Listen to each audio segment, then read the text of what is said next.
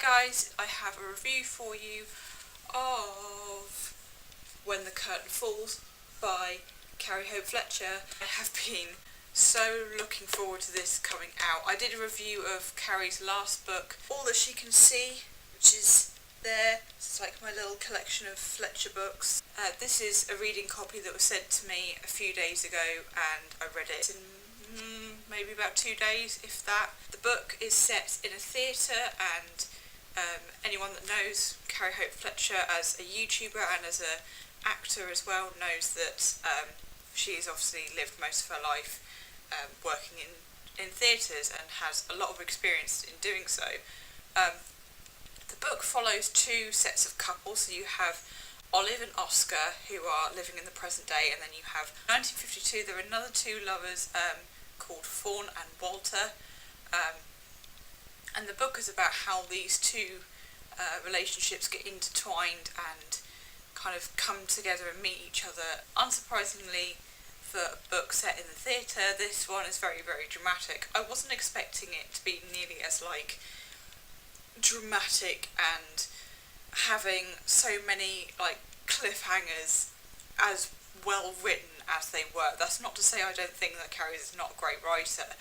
It's that from my previous experience of reading her stuff, you could say that a lot of her work kind of falls under women's fiction, and that sometimes it's almost like having a guilty pleasure of reading women's fiction or reading chick lit, as you like to call it, as fluff reads, whatever you want to call it.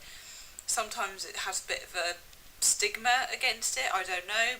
Some people just don't like reading them. So the theme of it I really loved. It's another magical realism story that Carrie seems to be really good at writing and seems to actually get the nail on the head as to how to write it. I just found that the relationships seemed very real, even though obviously they're fictional characters. I gather that she bases a lot of her characters on people she already knows in some ways, changes aspects about them.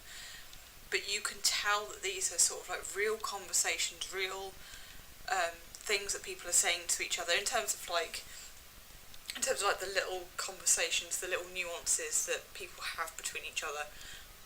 I love the little backwards and forwards between Olive and Oscar throughout all of this, and it's there's sometimes little quirks that you hear them saying and you think, actually that's something that I would say as someone in a relationship. Strange to hear such a fluid and real kind of conversation happening. In terms of the story, in terms of having those two sets of couples intertwine and come to meet each other, I think it was absolutely genius, and it kind of makes me realise how good a writer Carrie is that she's writing a book that you read through so quickly because it feels like you're reading through a show at a theatre in some ways. It just that's how quickly I could get through it. So remembered a style that I really love about Carrie's writing is that she starts off very, very poetic and very, very lyrical. It kind of moves from being this almost like really tangible, lyrical story to all of a sudden you really believe in these characters, you really believe in this story, you get to have this real sort of encounter with the characters, kind of get a sense of there's some characters that you just really, really, really hate and they're villainous and they're horrible, and there's one character particularly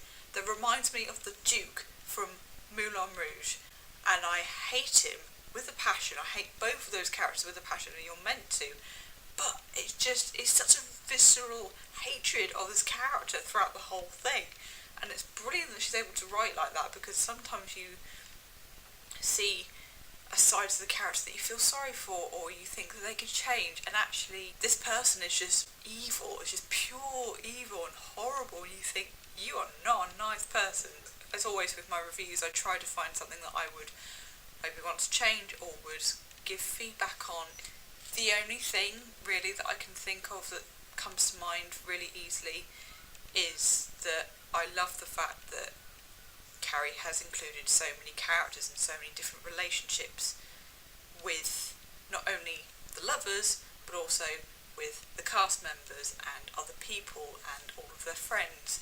Feedback I would give to the author is keep doing that, keep writing stories that have all these characters that we can, you know, feel sorry for, really not like, really would think that they're like your best friend sort of thing.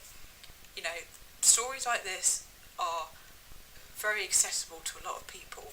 It may make magical realism more accessible to more. That's literally the only bit of feedback I would give is like, you know, keep writing how you're writing and develop how you're writing. So in terms of what I would rate this as, I really, really enjoyed this book. I really felt like it's definitely a summer read, but a summer read that is so tangible and I could happily read it again. Whereas Carrie's books have been quite accessible to teenagers and young audiences in the past, I would say that this one is probably not ideal for very young adults, so sort of 12 or 13, 14 years old. I wouldn't recommend for them. It's a bit too raunchy in places, it's a little bit too sweary in places really. I can see 16, 17-year-olds being able to read this.